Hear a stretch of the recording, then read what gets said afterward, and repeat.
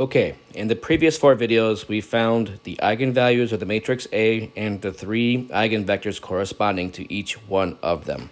So the next thing for us to do is to build our solution to our differential equation.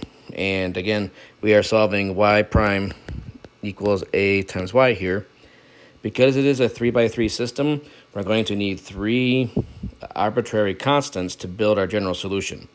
So our solution is going to have the form y of t is going to be c1 e to the lambda 1t, which is negative t, times the 2, 3, 2 eigenvector.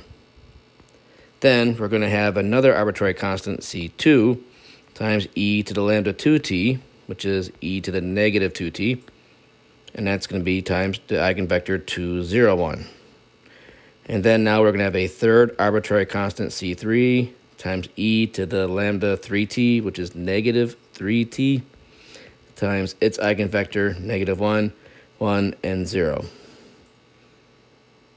So we're going to have this for our general solution. And again, you could go through and do some verification. You could verify, first of all, that these 3 solution vectors are linearly independent. And again, you would do that by just going through and taking the determinant and showing that it's not 0.